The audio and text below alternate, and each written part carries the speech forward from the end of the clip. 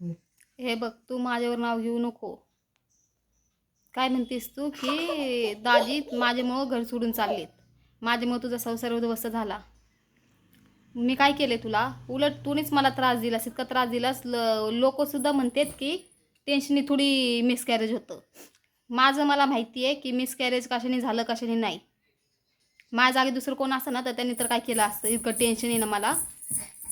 तर माझं मला माहिती, लोकांनी खरं म्हणू खोटं म्हणू मला त्याचं काही घेणं देणं नाही आहे.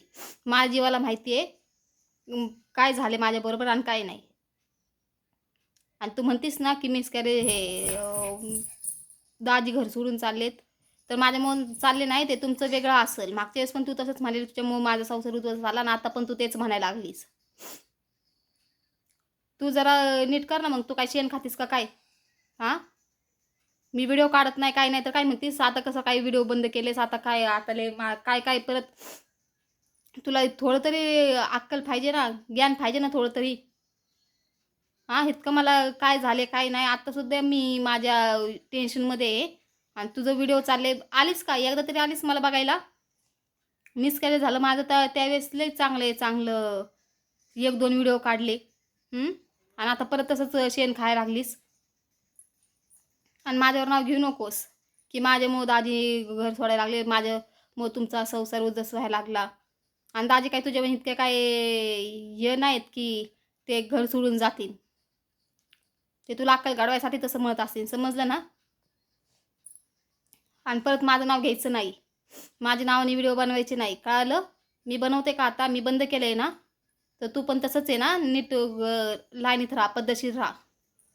मी काय बोलत नाही म्हणून तू जास्त फायदा उचलू नको. सुदेश येत होता काल तुझ्या घरी. मला मी तिला जाऊन तिथं बरोबर करतो, पण मी पाठवलं नाही. म्हणलं आपल्यामुळं त्याचं कशाला नुकसान, त्याच्या कशाला खराबी उगाच. समजलं ना? टायमात आलं ना तो येईन, आज पण येईन, उद्या पण येईन. तुम्ही जास्त अति केलंस तर. मी काय बोलत नाही म्हणून जास्त फायदा उचलू नको. म्हणते दलिंद्रेस. माझ्यामुळे त्यांच्या आयुष्यात दलिंद्र लागली का? तुझ्यामुळे माझ्या आयुष्यात दलिंद्र लागली. माझं सगळं तर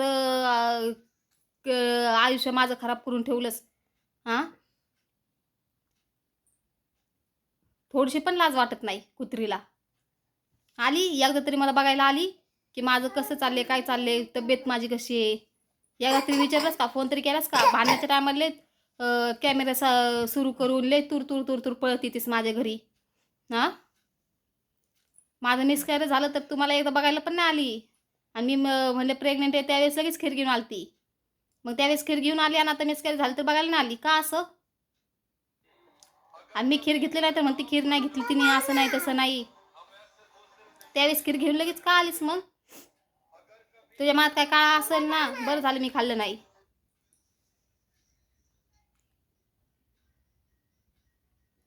उगाच जाऊ दे जाऊ दे जाऊ दे जाऊ दे म्हणते म्हणून तू जास्त फायदा उचलू नको. दलिंदर कुठली?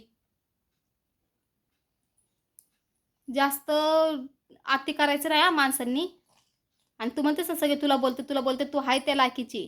घातले सगळे तुला बोलतेत ना तू त्या लायकीची आहे. सोशल मीडियावर आहेत ना, लोक कमेंट्स करतात ना चांगले वाईट, तर त्यांना अर्धच माहीत असतं, पण घरच्याला आहे ना सगळं माहीत असतं. आता त्या आपल्यासमोर असते, त्यांना माहिती आहे कोण कसं आहे कोण कसं नाही, कशामुळं कोणती गोष्ट झाली, कशामुळं कोणती गोष्ट नाही झाली, त्यांना माहीत असते. म्हणूनच तुला सगळे बोलले, मला बोलले नाही. कळालं ना? आणि मला आत्ता पण बोलत नाहीत. मागच्या वेळेस पण दादी तुला बोलले होते, मागच्या वेळेस पण ते घर सोडून गेलते, तुझ्यामुळेच गेलते, तुला अक्कल घडवायलाच गेलते. आणि आता पण तू तशीच वागायला लागलीस. तू शांत बसानास, तू तुझं ज्ञान लोकांना सांगतीस, तमाशा करतीस, म्हणून पण आत्ता दादी तशी बोलत असेल. कळालं ना? आमच्या दोघा नवरा बायकोंचं भांडण लावून दिलं तर तेव्हा मन तिथं शांत झालतं शांत. पण परत सुदेश आला ना, माझा नवरा आला घरी, परत तिचं ते तमाशा सुरू आला. आता प्रेग्नेंट होते तरी पण तिचं बडबड बडबड भनभन सुरूच होतं. आता ते मनासारखं झालं तरी पण तिचं तेच सुरू आहे. अगं आता तरी जरा शांत बस. परत माझ्या नादी लागू नको, नाही तर मी आणि सुदेश आहे ना, मी बघणार नाही माझं दुखतंय माझं काय झाले हे ते. मी आणि सुदेश डायरेक्ट तुझ्या घरी येईन आणि मग काय तमाशा करायचं ना ते करन. बघायचं ना तर तू बघ मग. हां, मी सुदेशला पण म्हणेन बिंदास तिला बोल, काय बोलायचं ते बिंदास, जे वाटेल ना ते बोल, तोंडात तीन ते बोल. हां, जास्त फायदा उचलू नको आम्ही नवरा बायको गप्प बसत म्हणून. मी तुझी बहीण आहे ना, ते म्हणते बहिणीचं भांडण मी कशाला मध्ये येऊ, बहिणीचं भांडण मी कशाला येऊ. माझा नवरा आहे, त्याला काय थोडं वाईट वाटत नसेल मला काय बोलल्यावर. हां, टाकून दिलेली बाई किती नवरे करशील असं बोलायची तुझी पद्धत आहे का? अशी बोलायची तुझी पद्धत आहे? जरा नीट बोलणं सुधार जरा, मग हे सगळं चांगलं होईल. मी तेच केलंय, मी तुझ्या नादीचं लागत नाही आता. मी तुझं व्हिडिओ पण बनवत नाही, मी सगळं बंद केलंय. मग जास्त फायदा उचलू नको. बघायचंय ना तर तू बघ. परत तुम्ही व्हिडिओ टाकलीस आज म्हण, उद्या म्हण, परवा म्हण, कधी पण, तर मी आणसू दे डायरेक्ट तुझ्या घरीच डायरेक्ट. मग काय होईल ते होईल. कुठपर्यंत जाते ना विषय, मग कुठपर्यंत जाऊन दे. कळलं ना?